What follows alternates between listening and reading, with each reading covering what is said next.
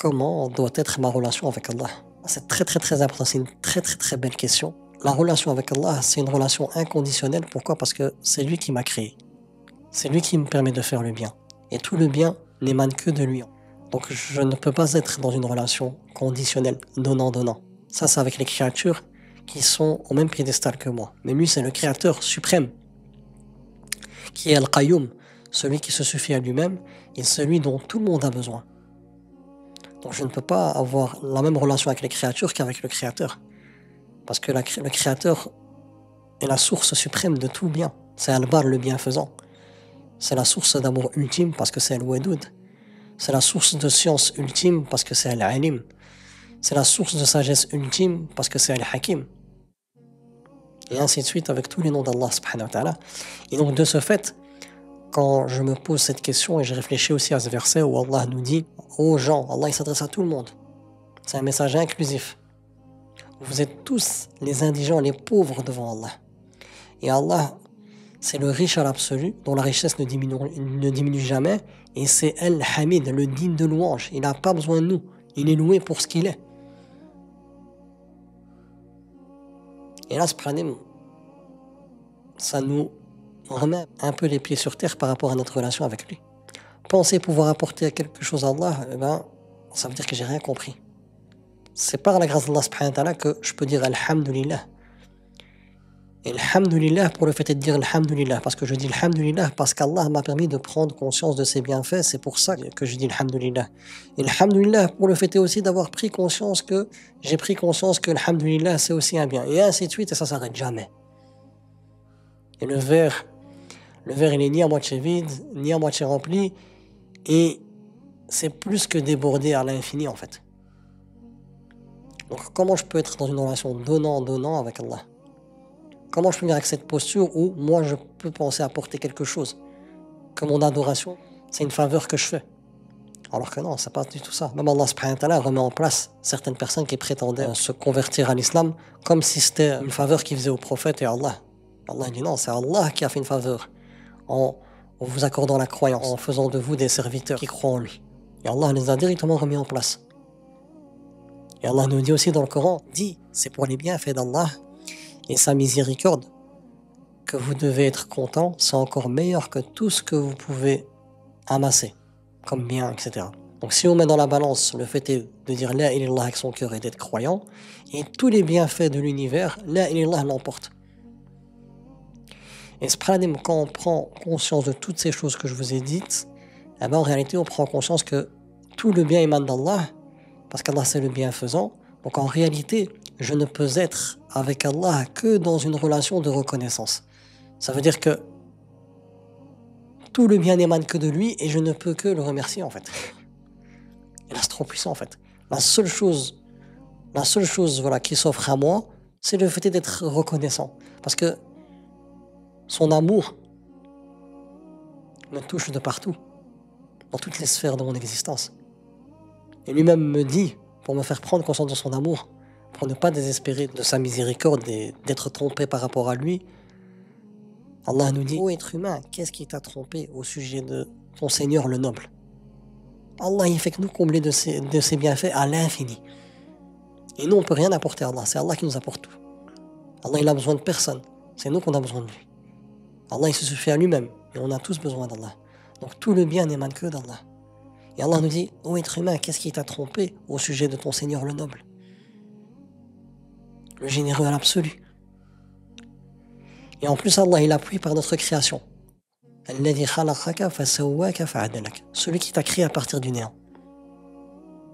Et qui t'a constitué et qui t'a donné une image. Comment tu peux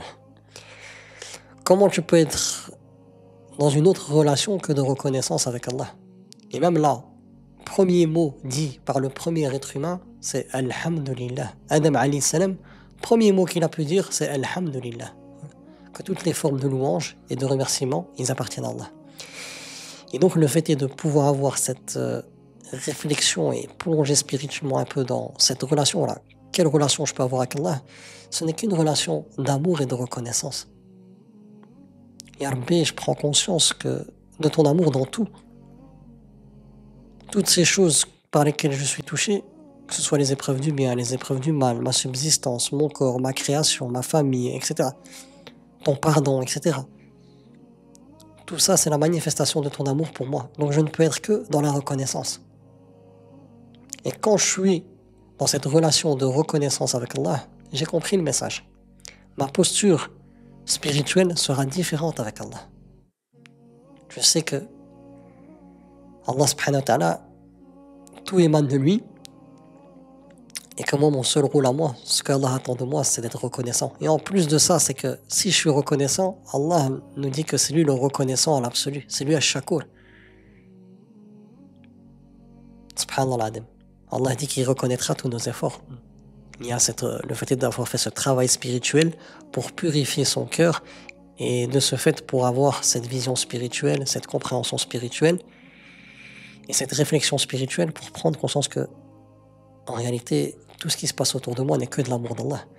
Et donc de ce fait d'être dans une reconnaissance en fait. Et c'est pour cela que Suleyman alayhi salam, Allah a planifié pour lui le fait est que avec son armée, il s'arrête devant un nid de fourmis. Et Allah lui a permis de s'arrêter avec son armée et de pouvoir entendre une des fourmis parler à la communauté de fourmis en fait. Et la petite fourmi disait aux autres fourmis: ô fourmis, rentrez dans vos demeures, car Suleyman et son armée vont vous écraser sans en avoir conscience. Et Suleyman alayhi salam, Allah subhanahu wa ta'ala lui a permis d'entendre cette fourmi-là. Allah subhanahu wa ta'ala nous donne une leçon de vouloir le bien pour les autres, comme cette fourmi a communiqué cette information pour que chaque autre fourmi puisse être préservée. Et Suleyman alayhi salam, quand il a entendu ça d'une fourmi, Allah a éveillé en lui, il l'a inspiré pour qu'il puisse l'implorer pour être reconnaissant. Donc Allah il dit, il a souri avec un rire de reconnaissance par rapport à ce bienfait d'Allah, de pouvoir entendre même des fourmis. Et subhanallah, Allah lui a inspiré de faire une invocation avec cet état de reconnaissance profonde. Et il dit: oh Allah, awzi'ni, oh Allah, permets-moi de pouvoir être reconnaissant pour les bienfaits que tu m'as accordés. Pour les bienfaits que tu m'as permis de m'accorder, parce que Allah lui a accordé un royaume qu'il n'accordera à personne d'autre après lui. Et Allah lui a accordé la prophétie. Il dit aussi, par rapport aussi aux bienfaits que tu as accordé à mes parents. Et son père, c'était un grand prophète, c'était Daoud alayhi salam, qui était aussi un roi, etc. Et il dit aussi à Allah: et que je puisse faire des bonnes œuvres que tu agrées. Et fais-moi rentrer par ta bénédiction parmi tes serviteurs, salihin, les bons serviteurs. Subhanallah. Et là, on voit la reconnaissance en fait. Il a réalisé que voilà, mon seul lien que je peux avoir avec Allah, c'est un lien d'amour et de reconnaissance. Et chacun d'entre nous, en fonction de notre histoire et en fonction de ce qu'on peut vivre, dans notre cheminement spirituel, Allah éveillera en nous ce sentiment de reconnaissance. Mais à une seule condition, c'est qu'on purifie ce cœur. Et comme Suleyman alayhi salam a pris le temps, alors qu'il est avec son armée, pour écouter une petite fourmi. Et Allah lui a donné ces capacités-là parce qu'il pouvait comprendre le langage des oiseaux et des animaux, etc. Il pouvait contrôler les djinns, etc. Le vent, par la grâce d'Allah subhanahu wa ta'ala, bien sûr. Mais il a pris le temps de pouvoir entendre une toute petite créature, et cette toute petite créature a éveillé en lui ce sentiment de reconnaissance.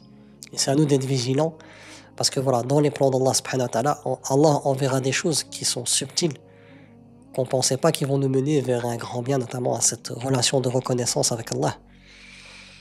Et ce problème, c'est à nous d'être vigilants. Ça peut être un mariage, ça peut être un divorce, ça peut être une naissance, ça peut être un décès, ça peut être le fait d'avoir une certaine richesse. Et ça peut être aussi le fait voilà, d'être éprouvé par la pauvreté. Les plans d'Allah sont subtils. Et là, on est dans l'unité d'Allah dans sa seigneurie, la troisième sous-catégorie, l'unité d'Allah dans sa gestion. Et là, voilà, c'était un point important, c'est une parenthèse, mais c'est important de prendre conscience que voilà, je dois m'éduquer pour prendre conscience que ma relation avec Allah n'est qu'une relation d'amour et de reconnaissance. Et là, il y a beaucoup de choses qui vont changer et on aura une force pour pouvoir faire ce qu'Allah aime et délaisser ce qu'Allah déteste. Subhanallah. Et c'est trop puissant en fait.